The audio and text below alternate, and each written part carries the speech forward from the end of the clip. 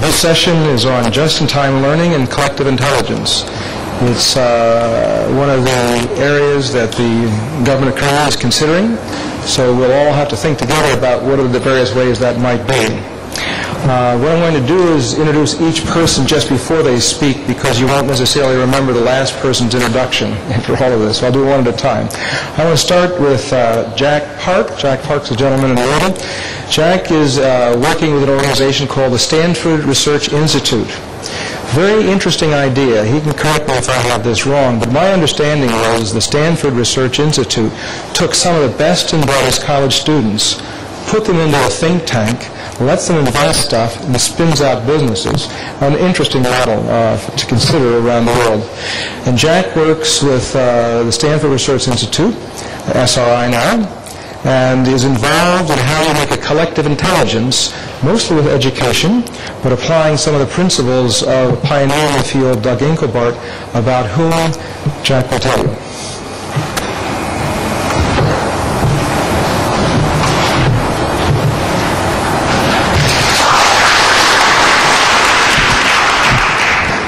Try this. Anand Hashimika.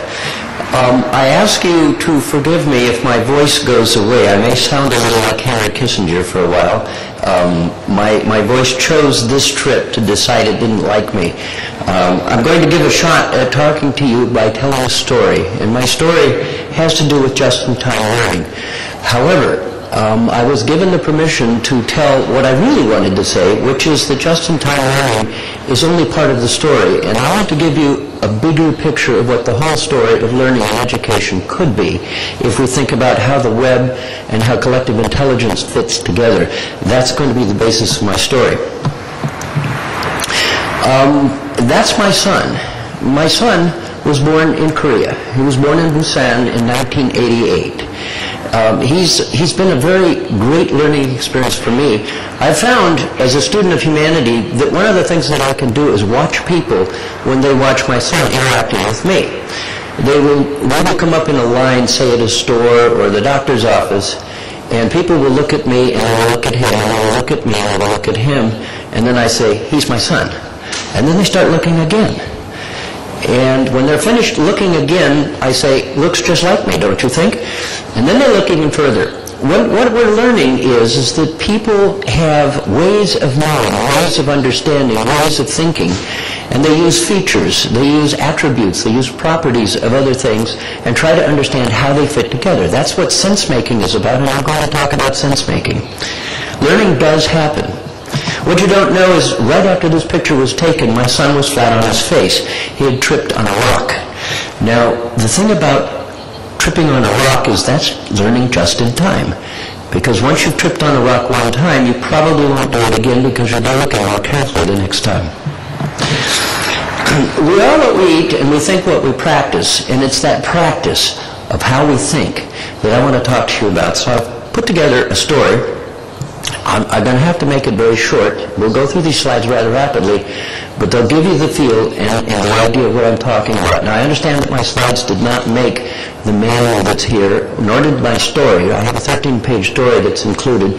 At the end of the slides, I will give you my email address, and if you write it down, you can write to me and remind me that you were here, and I'll send you my papers, my talk and my paper.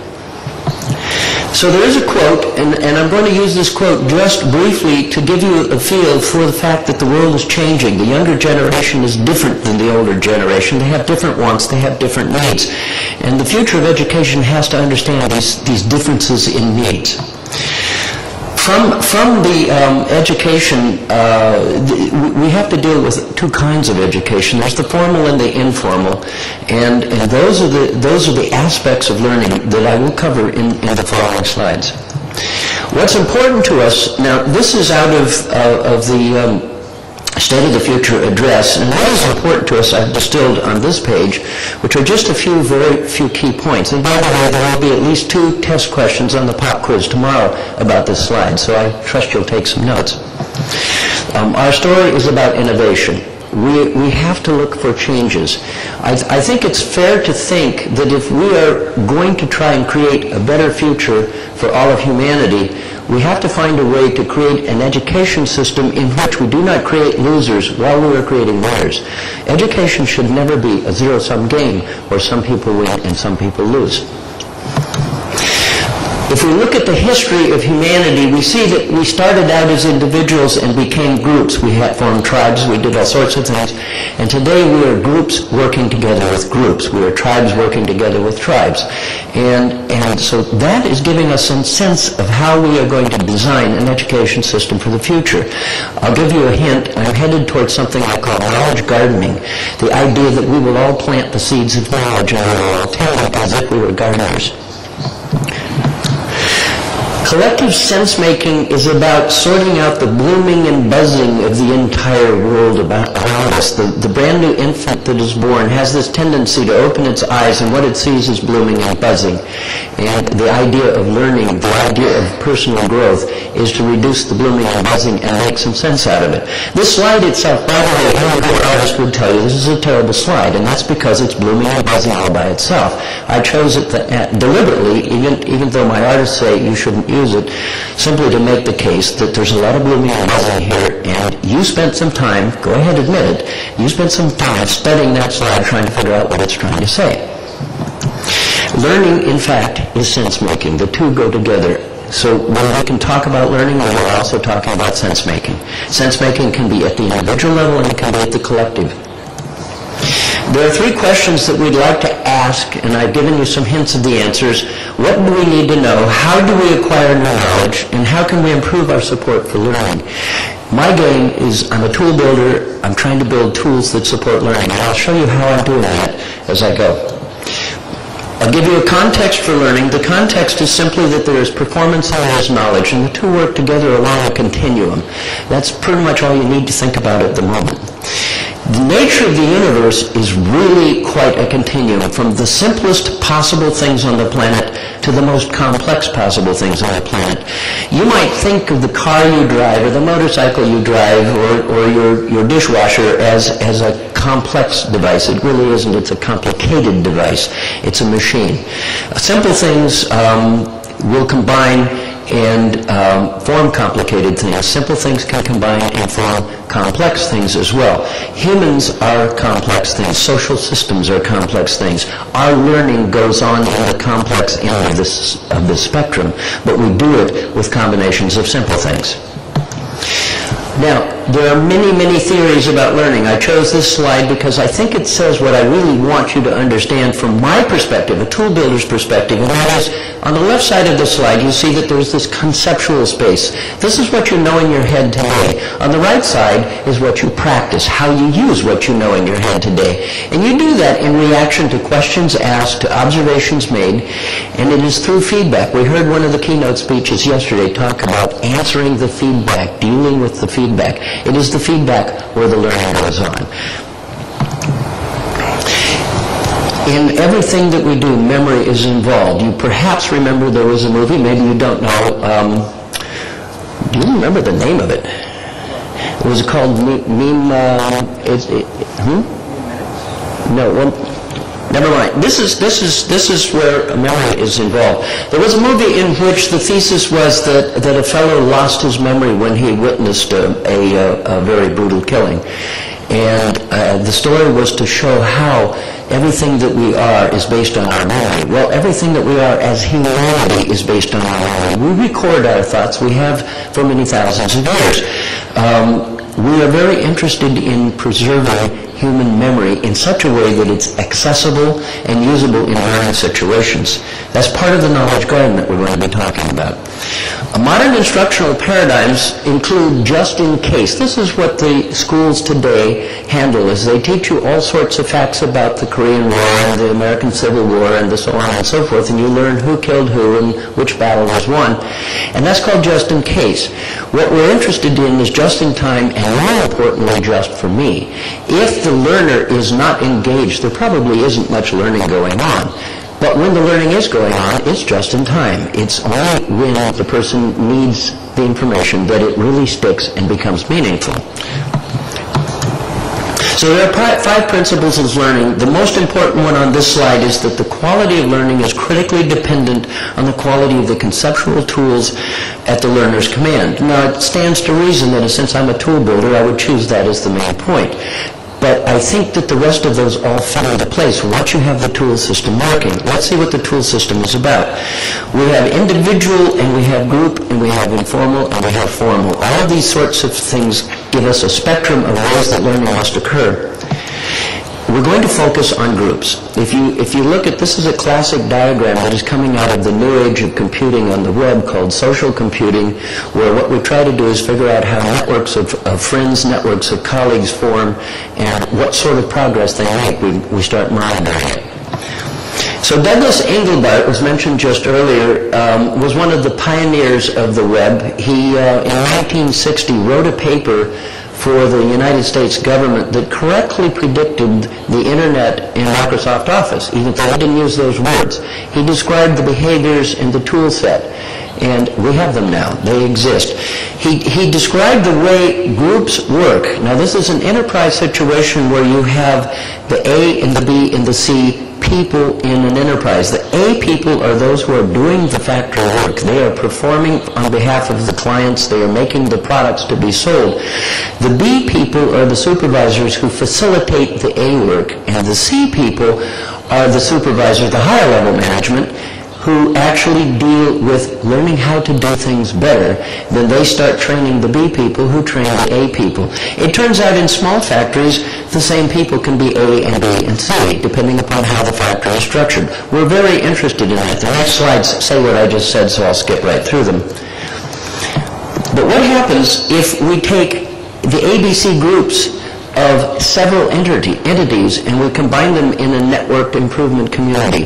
Now, this room right now is acting in some sense as an improvement community. Each of you is a representative of some enterprise or some school or some personal activity. And in that case, you have come here to share and to learn. And in this sense, you are able to do this without divulging any of your trade secrets where you work. This is how we improve. And this is Douglas Engelbart's prescription for how we should be doing learning, and we should be doing the factory models of the future. So if we put that, what you see right here, the networked improvement community together, and we call that the people, and then we put it together with tools, which I build, we now have what Doug Engelbart calls a dynamic knowledge repository, and I'm going to call it a dynamic knowledge garden. I want to move the metaphor into the 21st century. He was talking about repositories, but he wrote his work in the 1960s. So we've moved along. Gardening is probably a more useful metaphor for the time being. What we want to do is improve education, and what we're going to do is offer a modest proposition. Our modest proposition is that if we all came together using the internet and using the tools of modern software development and high-performance computing, we can start dynamic knowledge gardening on the whole planet together, and that we can start learning what our problems are and solving them together.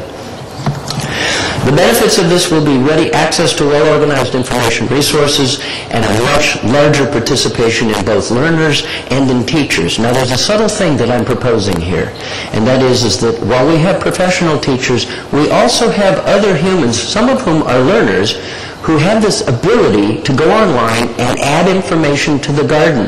How is that? We know that's happening because Wikipedia exists. Wikipedia was used in the slide yesterday by Jerry Glenn.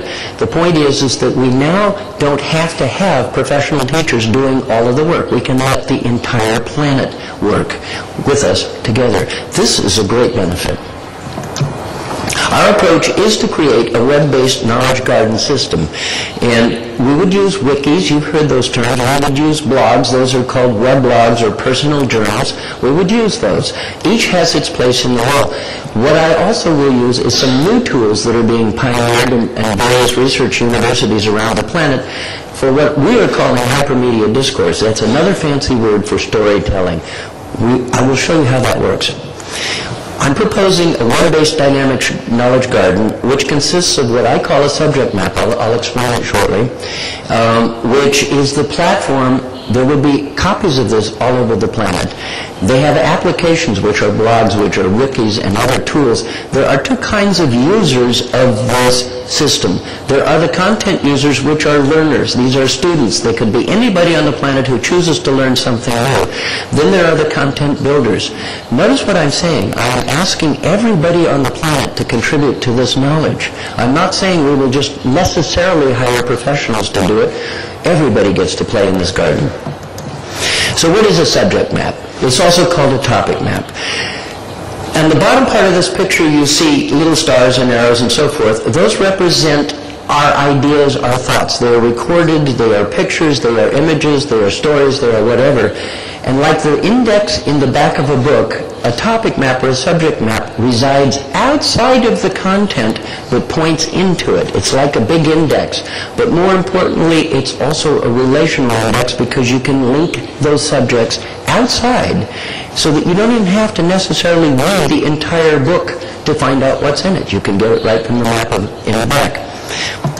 Now, we have an architecture that we're working on. It includes the information resources at the bottom, as was suggested in the earlier picture. Then there's the knowledge base, which is the large subject map. And then there's the user interface. And I'll tell you this.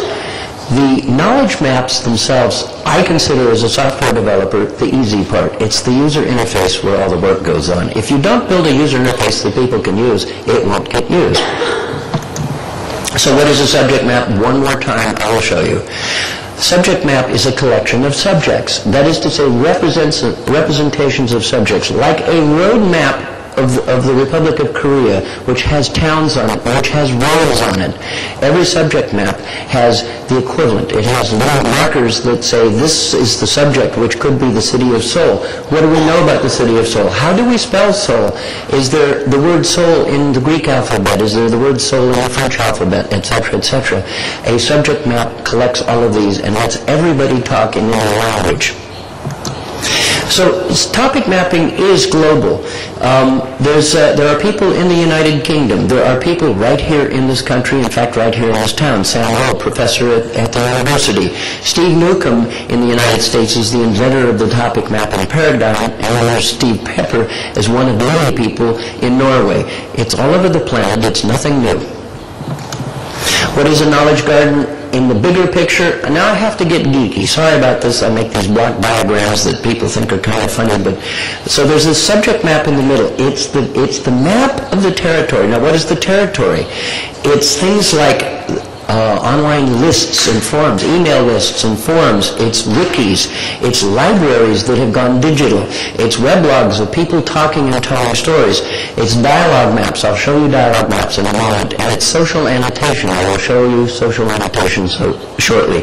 That is a knowledge garden from the technologist point of view. The knowledge garden also includes the people using it.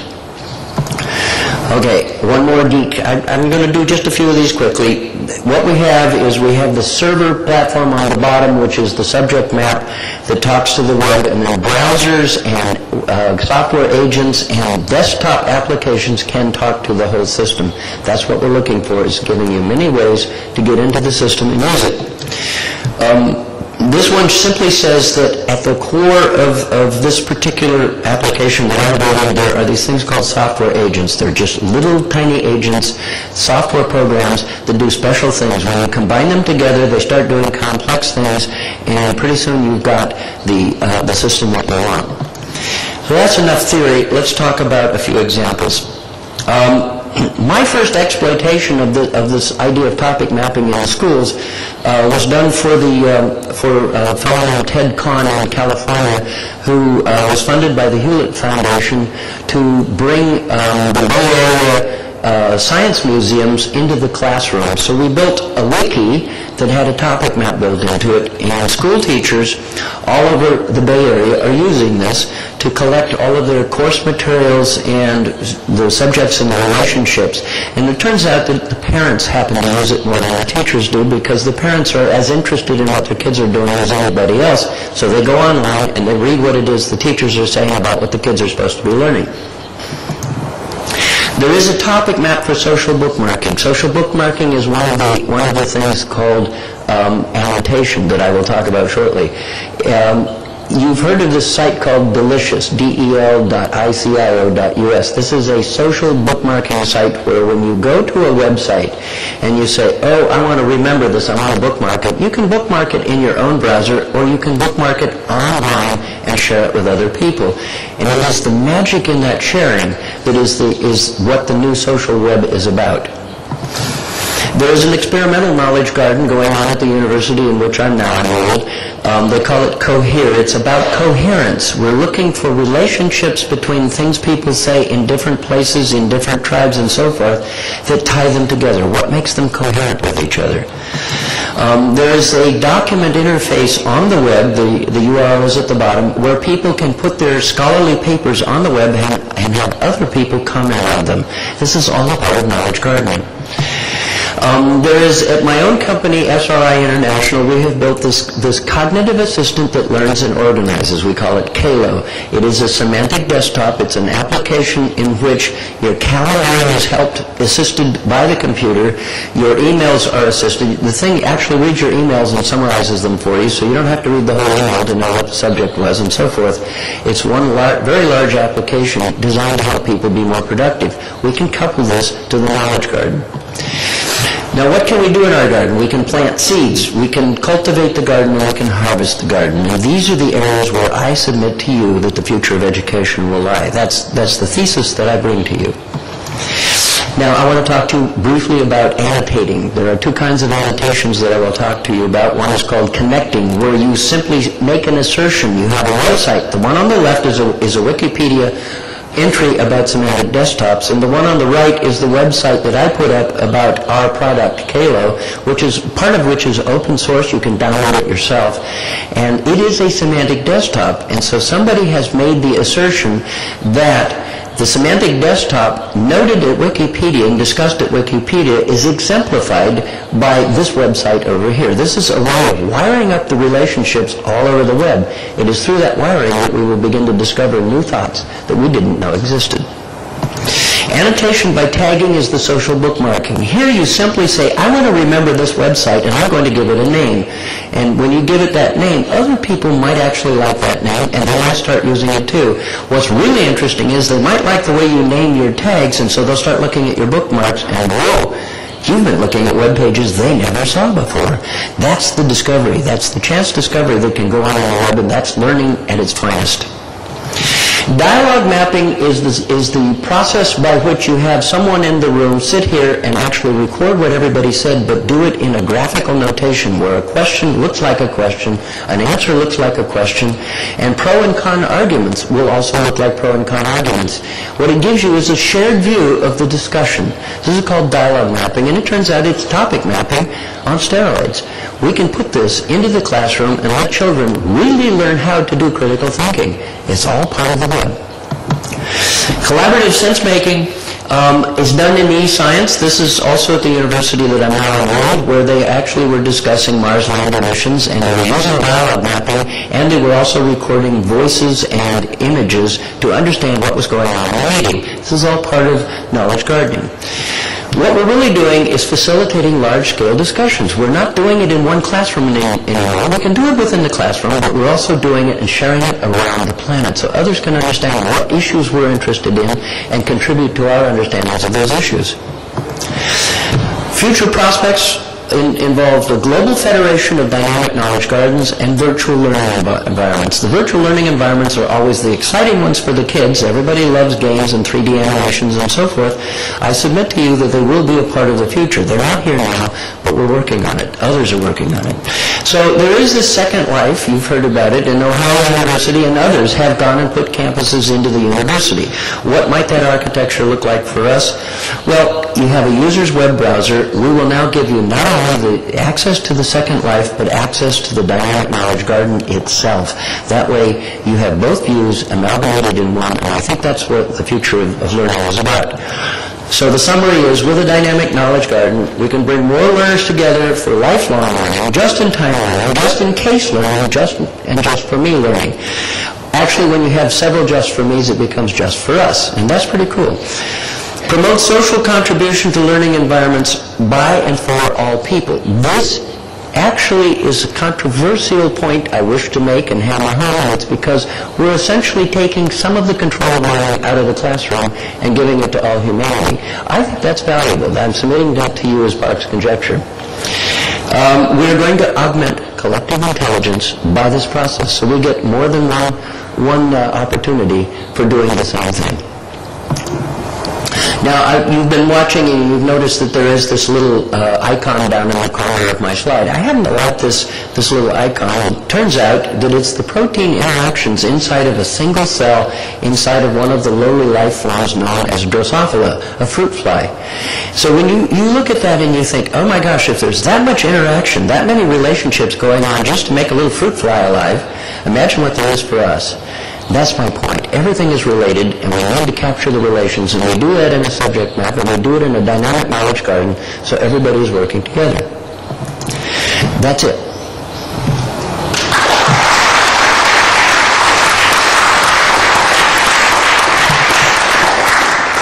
You probably didn't get to copy down the email address. It moved too fast. So I will just give you, it's jack.park@sri.com. And you can write to me, and I will send you my slides and the paper that went with this. Thank you. Excellent. Now, it's my understanding that all those PowerPoint presentations are either in your book or will be available. There's a lot of information in what Jack just said, and I hope you get a chance to digest it, especially as Korea may be considering how to do this for the whole country. You roll out a program that actually could be potentially implemented. Congratulations for doing that so precisely. Now, for another view of collective intelligence and just-in-time learning, and approaches to it, and new metaphors, is Jean-Francois Noubel, who is the founder and president of the Transitioner Network, which is a very interesting concept of human beings collaborating together. He's also a strategic planning advisor for corporations and holds several black belts, so be careful. Don't ask difficult questions at the end. Please.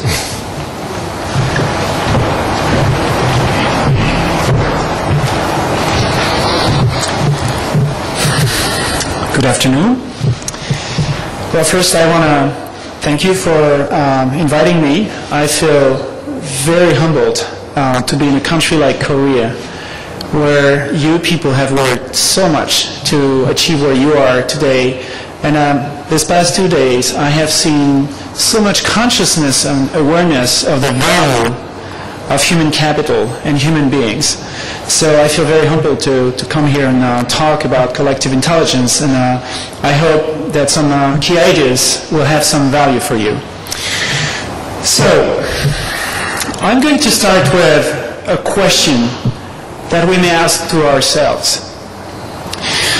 Look at the way this room is configured. So right now, there are rows, and I am talking to you. What would it take to increase and maximize the collective intelligence of this room? And that means give the possibility for every human being in this room to interact and share knowledge, humanness, sensitivity, feelings, experiences, situations. Are we in the right pattern right now for this objective? So let's just keep silent for, let's say, 20 seconds. And what I'm asking you is to think about the level of intelligence and knowledge and humanity that is right here in this room. This room is a hologram of humanity. There's a small piece of humanity. The amount of knowledge and knowing that is in this room is very, very huge. Actually, it's probably most of humanity knowledge, just in a smaller proportion. What would it take in our organization, in our architecture, to increase this? Let's just sit on that for 20 seconds.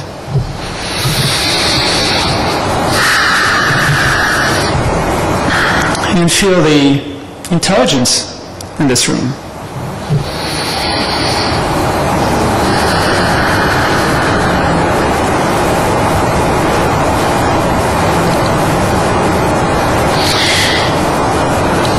So we're not in a very much interactive space, aren't we? I'm talking right now, and I'm the only one talking right now. I guess we know that if we would place ourselves in circle, for instance, and seeing each other and perceiving each other, and if we were not just cut in half behind a table, but also seeing each other fully, and what if we had also other social behavior that would allow to share more of who we are, our talents, our knowing, in this very room? By changing those architectures, I'm talking about the visible architecture, the way we place ourselves, but also the invisible architecture, and I'll come back to this later. There's certainly a way to change and to increase the collective intelligence of this room. So collective intelligence as a science, as a discipline, is exactly what this is about. It is what kind of architectures can we build for ourselves on time to maximize the collective intelligence, wisdom, and consciousness in a given group? That's the question. I have seen in many conferences that we talk about strategies, how we're going to build a university out there, how we're going to allocate budgets here. It's many things about the external, but we forget about the internal, the being. Everything that we need is here, right here in this room. So everything is in our hands in this room. If we were here for, let's say, 3 days together in a workshop, then we would have the opportunity to see how we can change all these architectures and play with them and have fun with them, and also explore our blind spots. But see that by changing those architectures, we can just increase dramatically our collective intelligence, wisdom, and consciousness. So I'm going to go a little deeper into this, and be careful with time. Okay. Let's first begin with a definition. We can define collective intelligence as the capacity for a group of individuals to envision the future and reach it in a complex context. A group of individuals may not be human beings, it can be animals. For instance, when you see a pack of wolves running after a prey, they synchronize, they coordinate, there is collective intelligence there. And the future that they envision is catching the prey. But they don't know where the prey is going to go. So it's an uncertain future, it's very complex, and they have to adapt to that. That's one case of collective intelligence. A global company is also another case of collective intelligence, seeing a future and reaching it in complex contexts. Now, there is not just one kind of collective intelligence. Actually, the work is to look at what are the different social species that exist. And when we look at them, then we can understand, which social species am I in? Are there any other human social species we could build or that exist somewhere that might create more possibilities? Is the social species I belong to, does it have some intrinsic limitations? Something that I want to get beyond? Let's explore that a little bit. We can take a line of time, as you see, the horizontal line, the violet line is time. And we can see through history that the first human collective intelligence that happened is what we will call the original collective intelligence. The original collective intelligence is a small village, a tribe, a meeting room, when we're just a small number of people together in the same space. We have been built for that. This is where we come from history. And this is where we still take planes to go all across the planet and meet each other, because we have a perception of each other that is so important for us. It's not just mental thinking. It's not just concepts like when we read something. It's about our feelings. It's about also rebuilding the feminine energy, which is, the empathic, sensitive feeling that we can have also. It's all sorts of dimensions that we need, because we have a built-in architecture for that. Now, there's another kind of collective intelligence, which is the one we're so familiar with, which I will call the pyramidal collective intelligence. It came later, when humanity needed to have a large amount of people doing things together. So you will see that the original collective intelligence is great as long as you don't have too many people and people are in a physical distance together. These are the two limitations of the original collective intelligence. When humanity wanted to do things at a bigger scale, at a larger scale, some strategy needed to be found. And the strategy that was found is the pyramidal collective intelligence, which has very specific characteristics. One of them, and a few of them, is authority, command and control, labor division, a scarce resource like money. We're using a scarce monetary system in our world, which is a catalyzer for hierarchies and competition, things like that. And what is likely to emerge, I'm talking about social species that we can observe, just like animal species, social human species, that's the emergence of what I call a global collective intelligence. I should say global and local, which is the capacity for groups of people to relate to one another, like if they were in the original collective intelligence in a small group, but at the same time they can operate globally and with large numbers. And that, we see it emerging through the internet. It's very, very recent. And by internet, I don't mean information technologies. It's way beyond that. I can say more later if there are some questions about it. For now, just a deeper review on those different collective intelligences so that we understand what we're talking about. The original collective intelligence, remember the tribe, a small number of people together, comes with a core technology. And the core technology is the body. That's us. So when you look at primary people, the aborigines and people living in the rainforests, the people who still live like we lived 10,000 years ago, we see that the body is the main technology. People can be almost naked, they paint their body. Your dream, your inner space goes into the social field. Everything is shared in that context. So the perception of each individual and the inner reality of the being and the outer reality of the doing, they play together. There is no boundary between the being and the doing. So the body is the technology. We have lost lots of things because we have entered into the pyramidal intelligence. The pyramidal intelligence has focused and emphasized on the mental.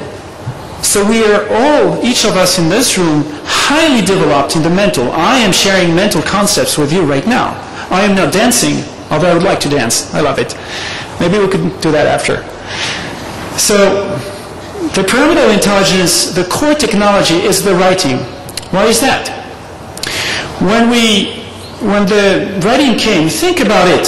For the first time, person A and person B did not need to be in the same physical and time space anymore.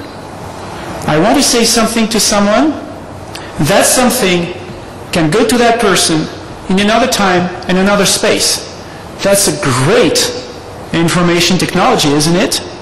And because of that information technology that happened about 7,000 years ago, depending on the place, then with the writing, you see the emergence of these big, large civilizations making huge buildings, pyramids, big walls in China, big civilization, big wars, big everything, for the good and the worst. It comes with the writing. What is coming today in this world with the global collective intelligence is what we can call socialware. Socialware is a combination of software made for self-organizing, like weblogs, wikis, content management systems. Every piece of software that will allow a community to self-organize itself without falling back into the pyramidal organization. And we see them flourishing on the internet everywhere now.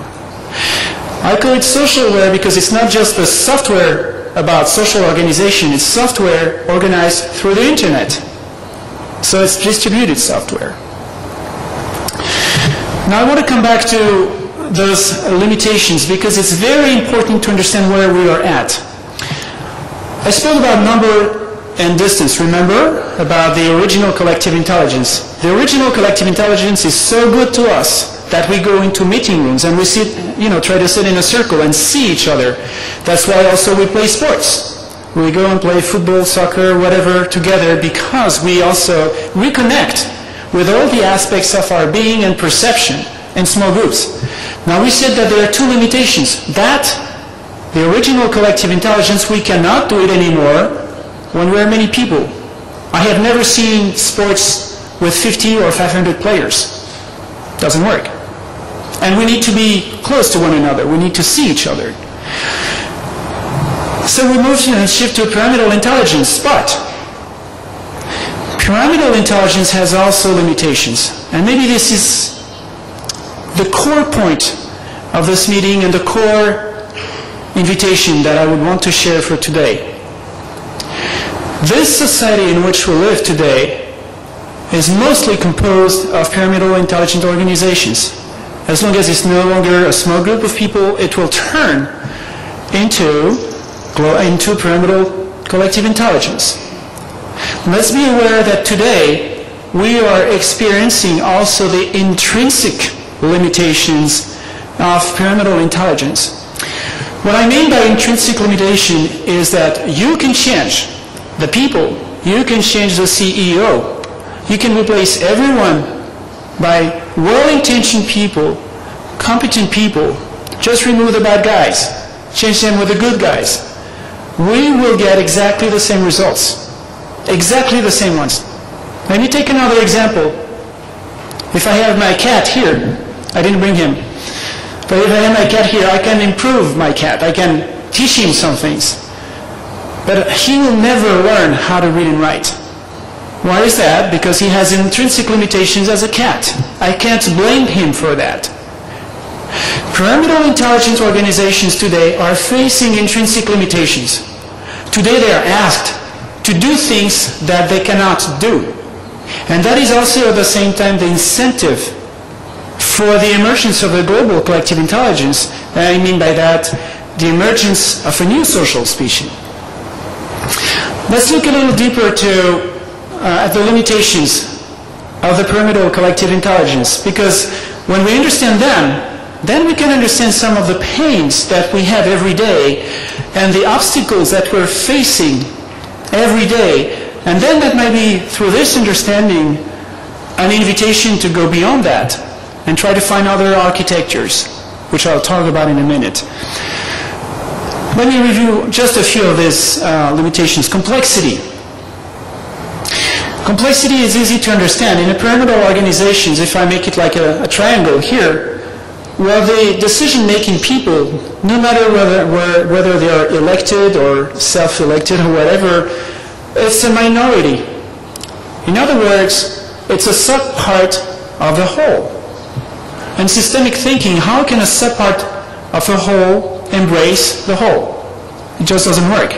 That means no matter how competent is a ruling elite, they can't embrace the level of complexity of their own system and on the environment outside.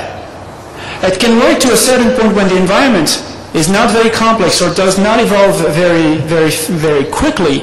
But when it evolves as quickly as today, it just can't work. That is an intrinsic limitation. Here's another one, the ecology, which is so central in our society today. Let's think again at our pyramidal organization. The core engine of pyramidal organization is process and economies of scale. Process, economies of scale. Process is you take a raw resource, corn, steel, whatever raw resource. You apply a process on it, you transform it as repeatedly as possible, and then you get added value. That's the principle. And because money is scarce, we're in a scarce monetary system, then you want your process to be as least expensive as possible. That means as simple as possible in your process. The more complex your process, the more money you spend. That's the basics. It has two consequences. Because you want a simplified process, then what you want to put in the entry point has to be simple, which means it's an incentive for simplification in the entry loop. It's an incentive for killing diversity, because if you put too much diversity inside the system, then it's going to cost more. So we have to do mono-agriculture, or we have school programs. Think about it, school programs. So you have an immense diversity of human beings, and you are going to make them go into one single pattern, and it's lucky for them if they have the right kind of intelligence, because if they are different, it's likely that they're going to go into waste, which is the second consequence of the ecological limitation of pyramidal collective intelligence. What doesn't fit into the transformation or into the process goes into waste. So you need in the entry simplification, you kill diversity, and whatever is too different that doesn't go into the process creates waste. That's okay. That's okay in a flat world. An infinite world when the waste goes somewhere else, and when there's enough diversity that you can kill some of it, it's not going to be a big deal. But when you have so many pyramidal intelligence organization everywhere, then the waste goes back into the loop. And you're also killing the diversity to such a level that it totally endangers the human species and all life on Earth. So my point here with ecology is to understand that an intrinsic limitation of pyramidal collective intelligence is an ecological issue.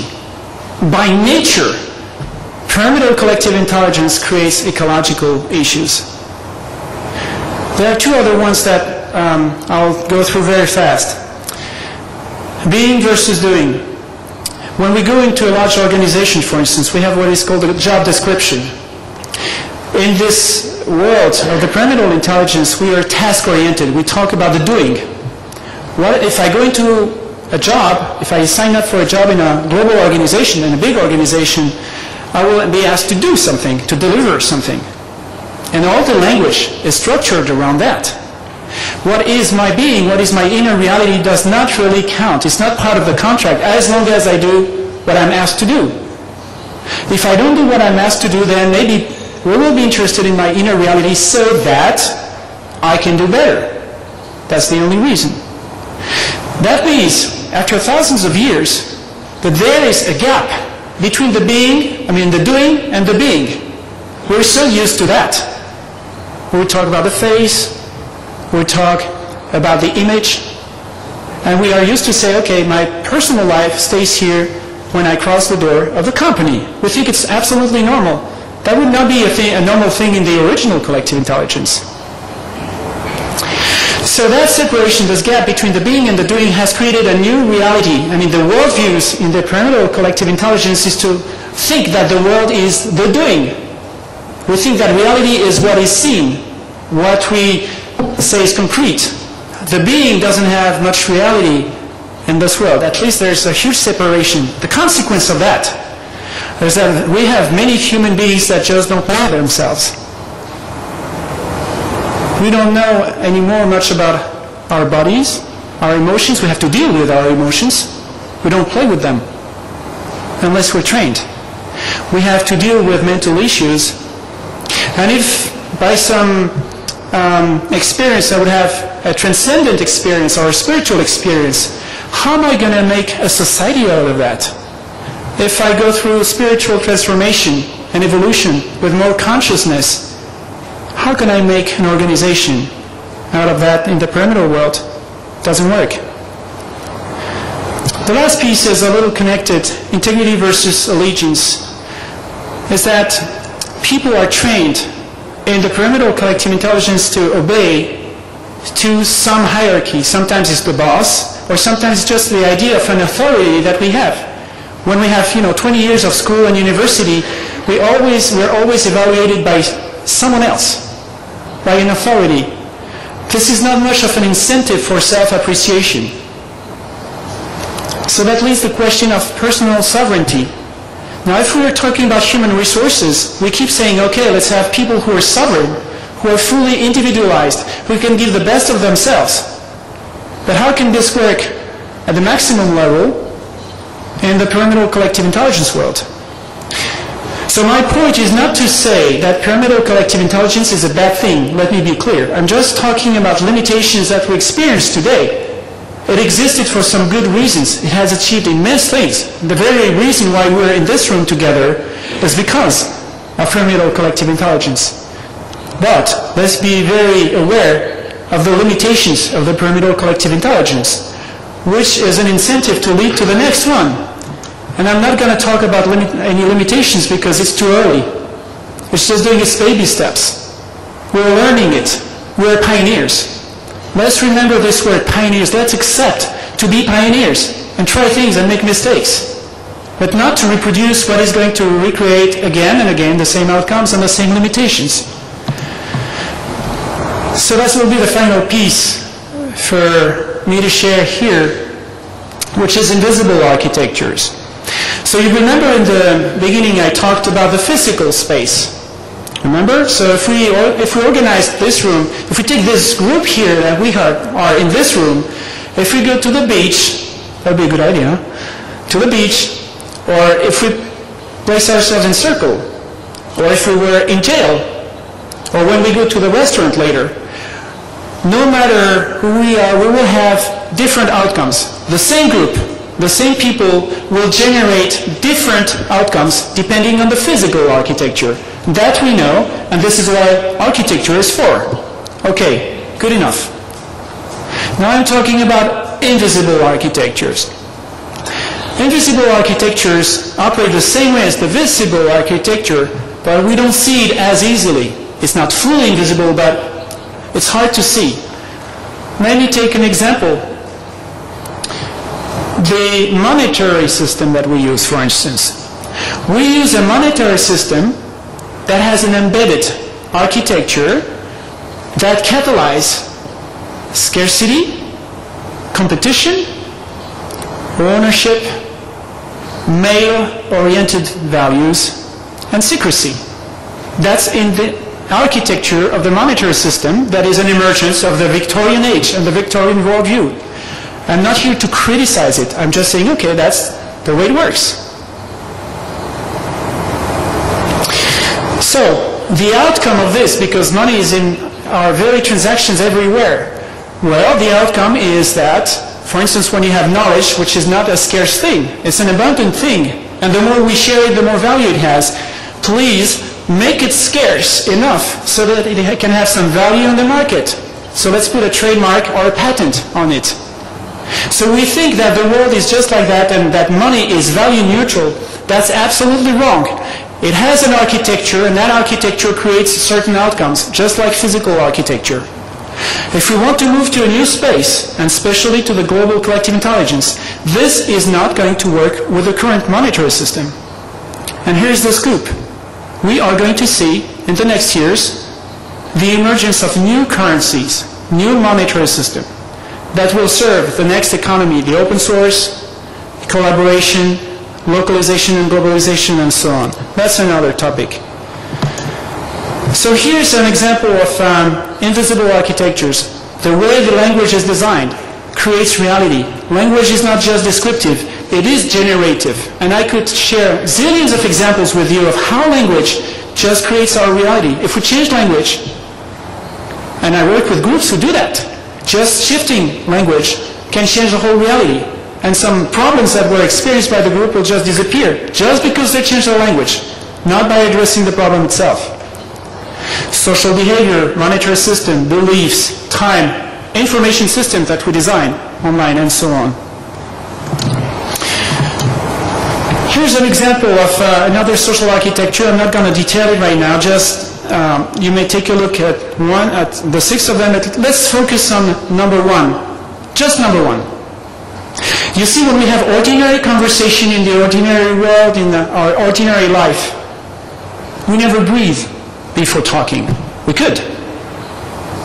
Before I answer to someone, I could go through a long, deep breath. I'll let you think about the benefit of having this long breath. We don't have it for some reason. The culture decided that, okay, let's not breathe between talking. It has certain outcomes. Now I can tell you from experience with the work that we do with groups of people, global companies, governments, NGOs, administrations, that 2 days of practice of changing just a little of the social architecture, the way we engage conversation, like applying the 6 principles, is quite challenging for the people. But just shifting this architecture in social behavior leads them to a new place where they can journal their feelings, acknowledge each other, see all their wealth just by shifting this architecture. I'll let you think about it. So what do we do from now? And this is the invitation for you who who are so focused on human resources, please be pioneers. Practice collective intelligence as pioneers. Don't try to change the whole society. Just create small groups of people who will pioneer that, and because they're so good, they will inspire others. You can become trackers or trappers of invisible architectures, like I talked about, and become architects. Don't be in the box, be outside of the box. And think of currencies, creating new currencies. This is going to happen in the next few years. No one is expecting this. No one. And governments will have such an issue to deal with this global shift because the old currency system will not be relevant anymore in this new world. That's going to change lots of things.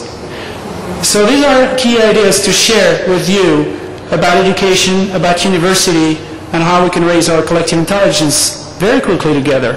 Thank you very much.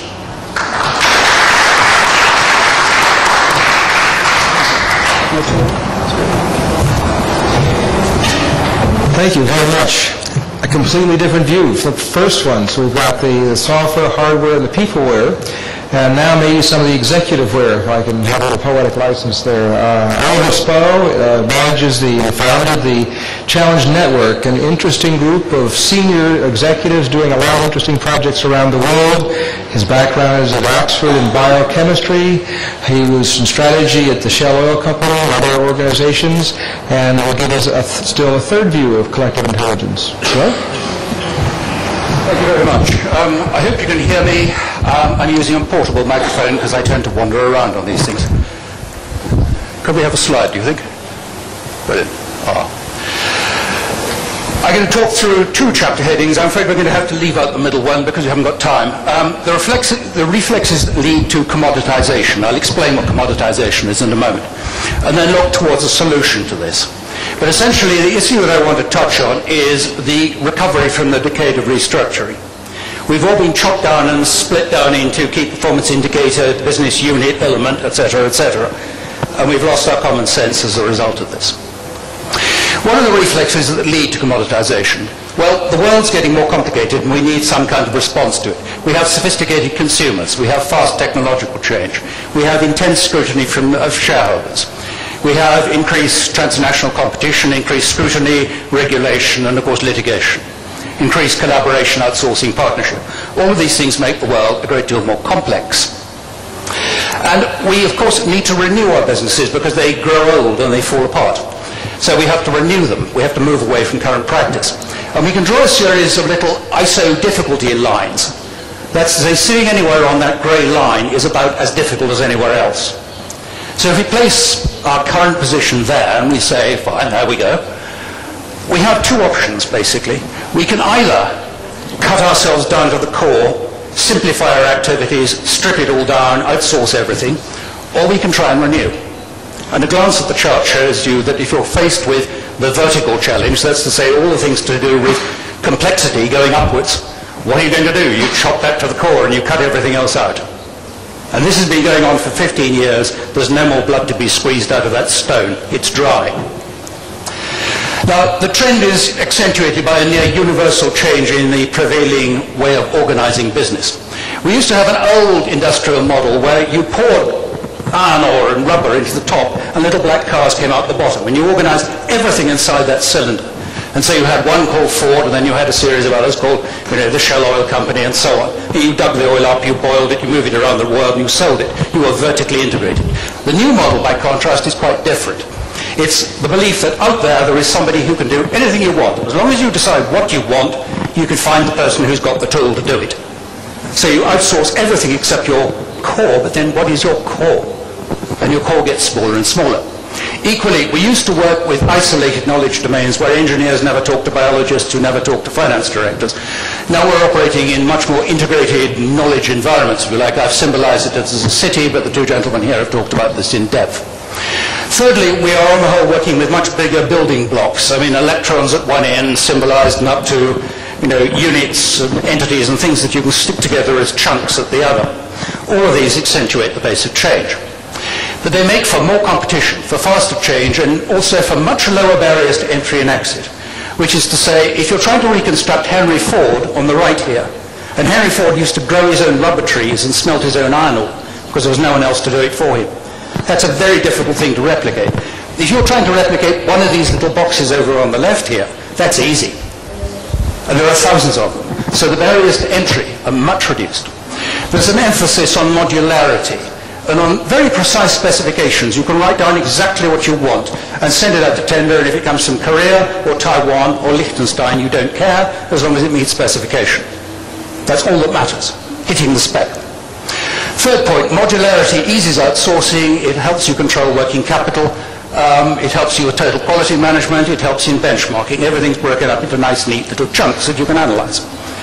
And you can see the extent to which this is happening. This is 1997 compared with 2007, the percent of US business that's now outsourced. You see in distribution it's virtually 100%. People don't control their own business anymore. Requirements of effective IT also demand modularity, uniformity in grand systems. And on top of this, capital markets demand transparency, cost cutting and the like, which is so easy to identify and come up with the numbers if you're looking at it in terms of little modules. Finally, you can set targets and incentives around this, that you work in that module, your job is sticking stamps on envelopes, I'm going to measure how many stamps you need to stick, how wet your tongue is going to be, and I'll pay you accordingly. And that's all. We don't ask you to do anything except fulfill your norms, comply, get on with it, don't think.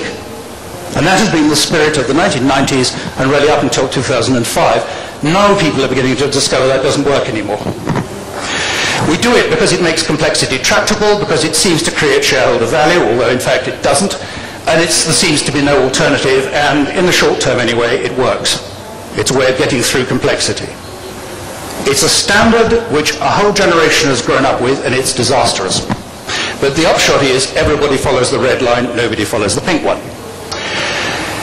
Modularity, a universal toolkit for calling in McKinsey or Bain or whoever you happen to use. They'll have exactly the same tools. Everything is benchmarked. Every bit of practice is similar and identical, results in commoditization. What does that mean? Here's a simple supply curve. Across the horizontal axis, we have the amount that a company is selling. And there is one company shown in red. Vertically, how much it costs it to make whatever it's doing. So there's another one, another, and another. The yellow one is just breaking even. It sets the size of the market, and of course, its marginal cost sets the price. And the difference between price and cost is profit. So that's a big blue blob of profit. And for startup industry, that's terrific. However, what happens? The red one cuts its costs, goes for market share, calls in McKinsey. He calls in Bain and benchmarks. The yellow one goes bust. Market goes up a bit. Price comes down. Profit erodes. This is called commoditization. It used to take 5 years, it now takes 5 months. And everything you do to improve your business practice on that side gets you there faster. Every time you benchmark, every time you modularize, every time you cut things down, you end up on this side. And you can see it happening with PC margins. About 88% margin in the 1980s, it's down to around 10% margin on each computer unit now being sold. It's a commodity, nobody wants to go in that business anymore. It's effectively a dead industry. Tasks tend to be highly focused in these very modular, delivery-oriented organizations. The pressures are high, and really only immediate short-term behavior is seen as useful. You must be rushing around, busily clutching files. You must get in before your boss. You must never be seen to read a newspaper. Under no circumstances sit down and have discussions with people about you don't quite know what. Far too dangerous. Somebody might see and you get fired. There's very little time or incentive to think broadly. Where there's a renewal, it happens by accident, and frankly, mistakes are made because people don't understand too well. They're driving full speed ahead down a road that used to be there, but actually the road's changed over time. There's a very old piece of industrial psychology called the Yerkes-Dodson law that was discovered in 1906, and it says essentially that if you're understimulated, you underperform, and if you're overstimulated, you underperform, and there's just the right level of stimulus, shown by that red histogram. Individual competence implies confidence about goals, tools, and the legitimacy to act. You're allowed to do something.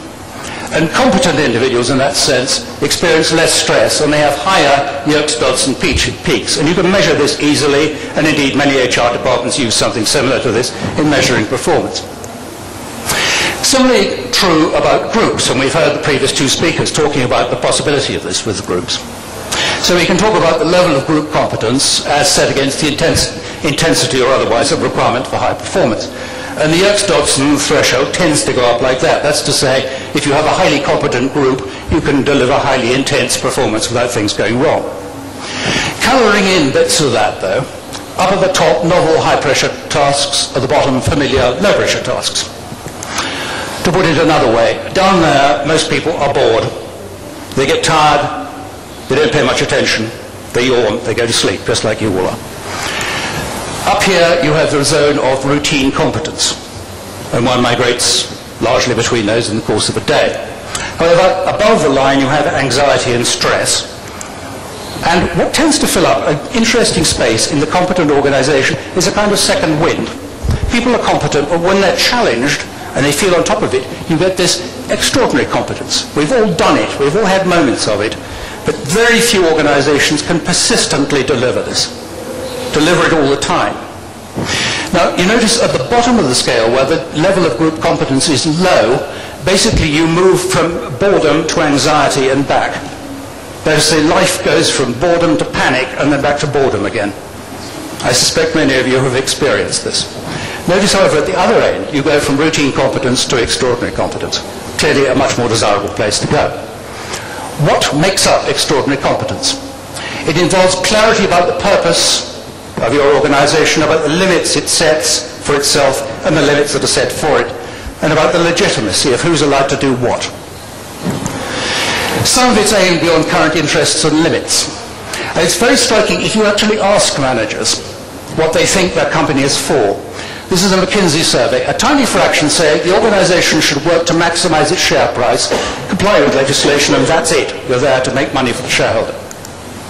A huge slab say, no, the organization should balance high returns with broader issues, public concern, renewal, and long-term survival. They said, they don't do it. Some of this is also aimed beyond current interests and limits. If you look at a Hay Group study of over 8,000 managers, what do people actually do? Mostly it's meetings related to routine work and solitary work pursuing routine. What do people think they ought to be doing? Not that at all. Strategy, training, solitary work, research, informal discussions on strategy, and so on. In other words, what people think they ought to be doing and what they are doing are completely disconnected. And yet nobody has any mechanism to get to the purple side of the scale. Third point, such competence, as we've already heard, is collective, not individualist. This is not the world of the wonderful boss, the person who you pay him $100 million, he must be fantastic because you're paying him $100 million. It's about the environment that creates collective competence. You can see really how the output of teams has grown, except in the humanities, over the period since 1955. Practically everything in science and technology now comes from a team, practically nothing from individuals. So learning to operate in a team and being trained to operate in a team is clearly a very important thing. Now, we'll return to this in the last section. However, for time reasons, we've had to leave out the middle section, so we're going to that straight away.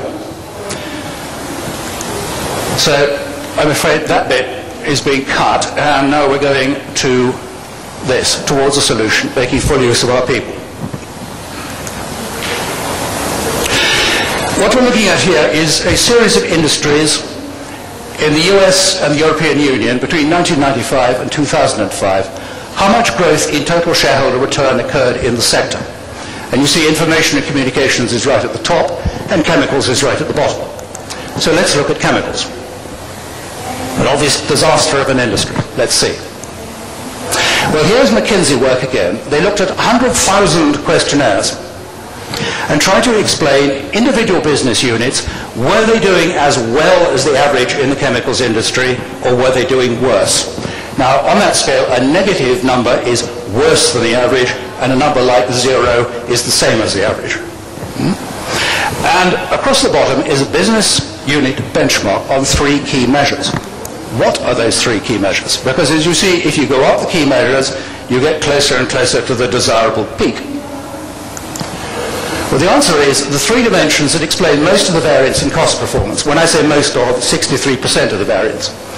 Clear roles for individuals, for teams, and for processes. So much so 1990s. Compelling insight into the business environment and responses to it. How does this engine we're embedded in work? How do you make money in the chemicals industry? How do you avoid mistakes in the chemicals industry? What's research and development doing? How does intellectual property work? How does this whole system function. And how do we respond? How do we, in particular, respond? Third, not at all 1990s, the culture, fostering an environment that encourages openness, trust, and above all, challenge. That is to say, if you think the boss is wrong, you say so. And the courage to do that, and the legitimacy to do that, and the expectation that you will do it. A British-based activity called Tomorrow's Company looked at exactly the same, found exactly the same dimensions when they looked at 231 multinationals 2 years ago. They, however, looked at the amount of shareholder value that was being created by this.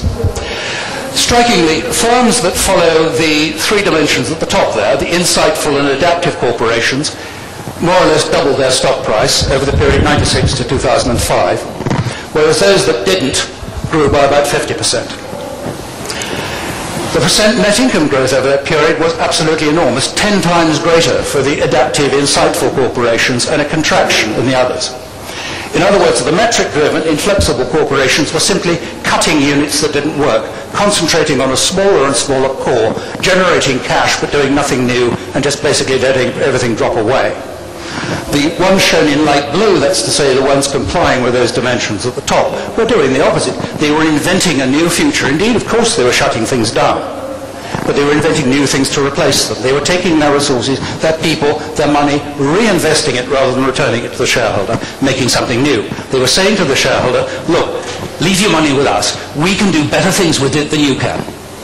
We can do better stuff than you can if you take it in and invest it in the general market. And shareholders listened, and they like it.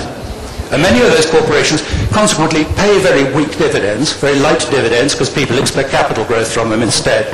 Their cost of capital is low. That means they can do projects other people can't.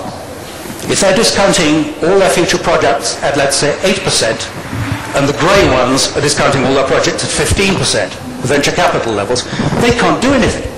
They're blocked from doing anything new. So there are real, tangible, concrete advantages to this that show up immediately. But we have to ask ourselves, how do you get to this desirable state? What do you do? What are the generic steps towards it? First, model creation. Touched on this already, but how do things work? What affects us? How does the business environment actually function? Second, value definition. Who do we want to be? Who do we not want to be? What choices are open to us? How do we choose? How do we find out these questions about values? Thirdly, option generation. How do we find winning possibilities out of this? Where do they come from? When they've come out, how do we take this baby idea and turn it into an adult? Do we have the machinery for that? And a lot of this boils down to what is now increasingly called the organizational narrative. And the narrative, it's stolen from social science, but basically the narrative is the story that people consult, often unconsciously. It's not a story written down on a piece of paper. But if you ask people, what's it like to work in your corporation, from 5 or different angles, in your government department, they'd usually say the same thing. We're about this. We do this sort of thing. We don't do that kind of thing. It's the story that people therefore consult when they're deciding how to behave, what position to take, how to evaluate the conduct and quality of other people. Is that somebody I trust? Should I listen to what she's saying? Are these people in the system or not, in the circuit? It can be thought of as who are we, what are we trying to do, how do things work around here? And you all know organizations when you have it. And I can tell you as somebody who goes into a lot of large organizations, you know instantaneously when they don't have it. They often, I have one favorite test, I call it the Kellogg's test. And you look at their mission, they have like a mission statement or a value statement or one of these, paragraph of worthy things about how we're an equal opportunity employer and we do this and we do that. We're for world peace and it's all terrific. You take out the name of the company. You put in the name Kellogg, the breakfast cereal people. If it still makes sense, what you've got is a load of flaky corn. It's absolutely useless because it's unspecific. It tells you nothing about how that company is different from anything else. When you've got a narrative, it comes really in two flavors. It comes from wide engagement across many disciplines and many levels in the organization, or it's an elite activity where the ideas are restricted to senior figures. Most commonly, I have to say, in most organizations, this is seen as a senior person's event. And indeed, so many organizations have thrown away so many of their brains that it's a chairman talking to McKinsey, chairman talking to Bain, chairman talking to Accenture activity. Not even within the organization itself, which is pretty appalling when you think about it. Second dimension, though, is there well-tested clarity about how the business environment works in the sense that I've used it earlier? Or is there a general uncertainty about the operating environment and how it's changing? By that, I don't mean uncertainty in the sense that we don't know what the oil price will be in 3 years' time. I mean deep uncertainty of, I don't know where the money comes from. I don't know how this works.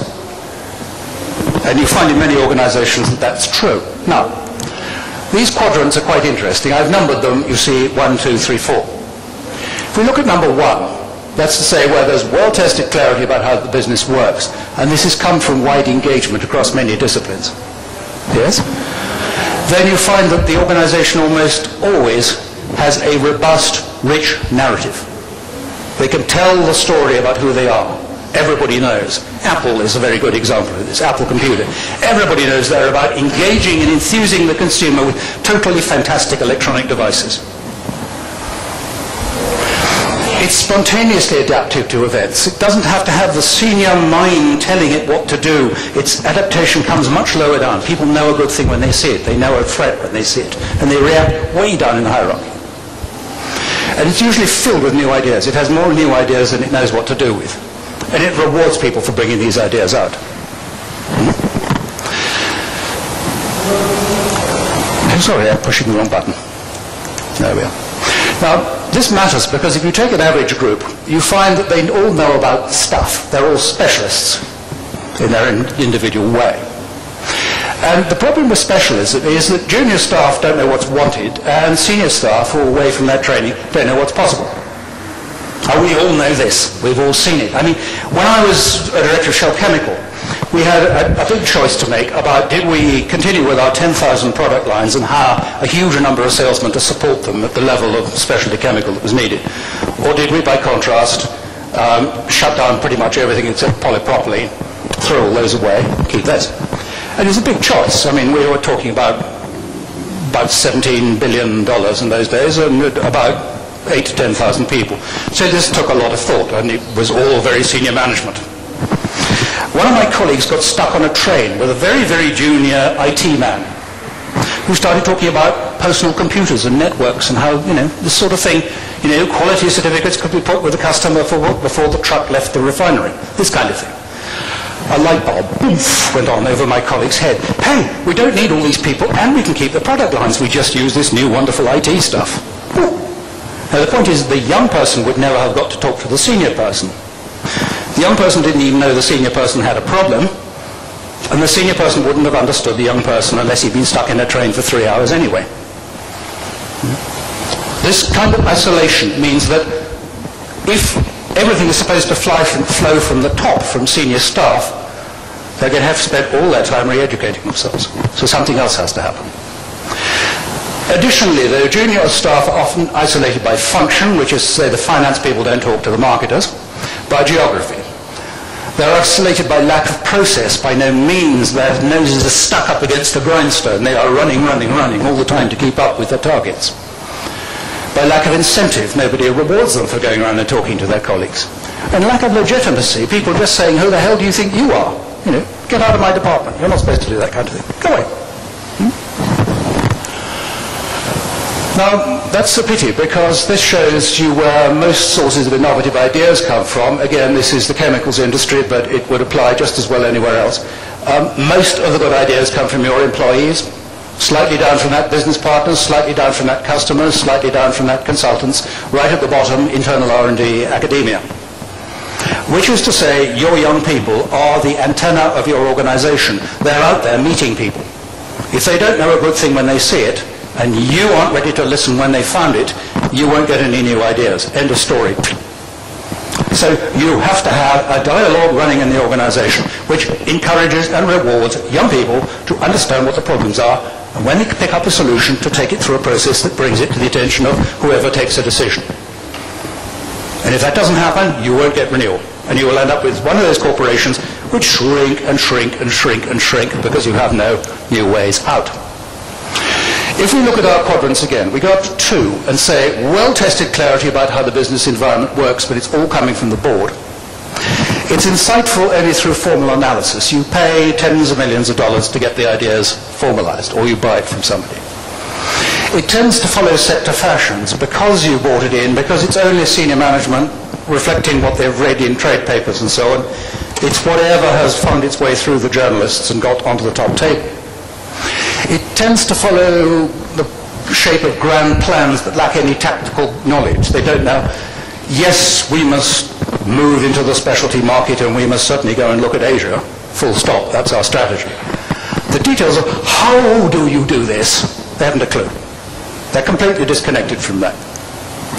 The third sector, it's senior management and they don't know what's going on. They are scared, they're buffeted by events and they're responding to the most immediate of these, which is usually market pressures. The finance manager becomes the most important person in the organization. Investment bankers are coming through the door all the time trying to sell schemes where you borrow money from here to buy one of those and sell off that bit, and then you've got a bigger thing. More of the same. Then there's the fourth syndrome. Tends to be large organizations that encourage, particularly focused on things like engineering, or sometimes pharmaceuticals. I've seen this as well, where they're uncertain about how the operating environment is changing, but they nevertheless do have wide engagement across the organization. The problem is they're all engineers and they just want to sit down and talk about turbines. Or they want to sit down and talk about catalysts. And they don't understand about marketing or finance or all the other things that they need to be talking about. So it's too focused. They tend to be bright and full of ideas nonetheless. If you look at these 1, 2, 3, 4 and score them for their collective intelligence, which we talked about earlier, the first quadrant, that's to say the bottom-up ideas with a clear idea of how it all works and clear values. High collective intelligence. Next one, where it's driven by senior management, it's high but not nearly as high, and the other two are dreadful. Neuroticism and denial, that's to say, there isn't a problem, go away, shoot the messenger. It's not us, you're not allowed to discuss that. No, we don't talk about that, that's too frightening. No, let's just focus on this. What we've got is we've got our business plan, we're going to cut that unit, and we're going to build this capital base. Don't talk about that. Neuroticism peaks as you go down that list. Third, appetite for renewal. At the top, very high. Next layer down, pretty high. The bottom two, none. They'd like to do it, but they haven't a clue how. It's all too frightening. Spontaneity of ideas. Do ideas just flow out of the organization? Nowhere do they flow easily out of the organization. There's nowhere that it really just, except in very, very small organizations. It has to be managed. But it's at its best at the top, and it's actually quite good in 4 in the very focused, I call them engineering companies, but you understand what I mean. It's good there. The trouble is the ideas come out and then they die on the carpet because nobody knows what to do with them. Or some senior manager picks it up and he says, oh, that's a good one, I'm going to push it through the system. And it comes out the other end of the system. A good example was the Rolls-Royce RB211 turbine, where a senior engineering director had decided that sounded terrific and he forced it through the system. And then found that they hadn't financed it, patented it, they didn't know how to distribute it, they didn't know how to support it in the field, and indeed they hadn't convinced the aeroplane makers that they needed it. There was no market for it. So they spent £800 million 20 years ago on something which was basically useless. Now, looking around this, bottom left-hand corner, tendency is to embrace ideas. Top left. Repeat what used to work.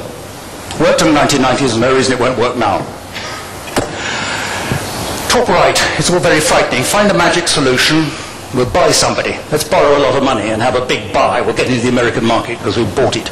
Or we'll find a new top wizard. Let's pay him $10 million a year or $100 million a year. Bottom right-hand corner, we'll specialize and let other people do the exploitation. We'll just sell intellectual property. It's actually not an incorrect posture, that one. Many companies can survive like that.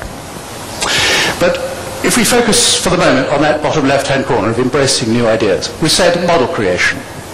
How do things work? What matters to us? To do that, you need formal processes. You need mechanisms, engines that turn regularly, which identify the key challenges and the important knowledge gaps in the organization. Ask yourself the question, what information do I need in order to take better decisions? Can I actually write down the top 6 or 7? And I do this with boards. We sit down and we cover a wall sometimes as big as this one, with all the things that worry them, and then we cluster them, we boil them down, and we boil them down, and then we get them to rank them. I did this for the British Cabinet, in fact. And we had a board about the size of that, and we moved things up and we moved things down. You can rank them in how important is it to us, how urgent is it, and then you get a ranking that goes diagonally, which is the most urgent, important things at the top right-hand corner, and the least urgent, important ones over there, and then you allocate those off to teams, and people do them, and they know why, and you know why, and you learn a lot. You draw on broadly based insight so as to understand more. You reach out to your organization and beyond, so you grab as much in as you can. You encourage critique and challenge. You encourage better ideas. You encourage new input. You encourage it with HR indicators. People get paid as a result of the number of ideas they contribute. They do not get paid on the basis of the number of ideas they block. Any fool can block an idea. It takes a brave man to bring one forward. You issue a challenge to your business units that their plans must acknowledge, address, and try to meet the topics that we've identified as being important if they're going to get funding. In other words, they've got to read the documents. They've got to pay attention. They've got to enter into this dialogue. They need to do workshops, for example, with the people who've done the analysis, and so on. It's basic, obvious stuff, but people don't do it. Second, value definition. Who do we want to be? Take a dimension. Our staff are a source of most ideas. We strive for an environment which enables excellence. Or at the other end, our employees are interchangeable and carrying out repetitious and basically boring tasks. We can take one out, put another one in. Where are you on this? Set some boundaries. What kind of boundaries? Clearly defined reasons for this choice, grounded in the organizational narrative in ways that rely on logic, not on vague rhetoric. You can have other dimensions, you have to pick them for yourselves, but for example, customers are indifferent about who supplies our type of product, or customers are brand and service focused and we need to maintain a close relationship. Again, why that particular zone? You have to explain why. You have to explain to your people, we're putting it like this. We're rewarding you for behaving like this, for this logic. And then that dark blue area that appears on the screen there, those are your corporate values. That's the bit of the space that you occupy. That's who we are. That's what we want to be. And all the other stuff is who we aren't and what we don't want to be. So your behavior should be governed by where we sit in this nice clear framework. And I'm running out of time. It's about 3 o'clock. Okay. Last one, option generation. How do we find winning possibilities? Quickly, manufacturing industry, cost of physical transformation in India, Germany, and the US. This is literally making tables and cars. About half is manufacturing. About a little bit more than that is overseas, and all of that bit is the innovation process. How do I get this to work? How do I get it patented? And so on. We don't understand that bit. We've squeezed all the costs there are to squeeze out of the brown and the red bits. The orange bit is completely open. We need to motivate our people to work better in that orange area. I will skip this. I will try and skip this because we're running out of time. Pretty though it is. The machine doesn't like that. Sorry, something very strange is happening. Basically, there are no... Oh dear. I think I'll probably stop on this slide. The point I want to make here is that there are no magic bullets. There is no one single thing that you can do to make it all right. This is the percent relative contribution to the achievement of rates of return of a company relative to its industry, which are above average for 10 years. 8,000 countries around the world, companies around the world, done by the British Cabinet Office. You will notice that with the exception of customer satisfaction, which is something of a tautology, everything else sits at around about 10%. In other words, there are hundreds of things you have to get right. You have to go from a single success criterion to balancing many criteria, from clear deliverables to iterating towards a new thing. From a single set of values, probably to multiple cultures, values and balances, depending on where you are and which kind of company you're running. A premium on efficiency to a premium on managing complexity. from exceptional individuals to environments which create exceptional performance. On which note, I think I will stop. Thank you. Thank you for your time.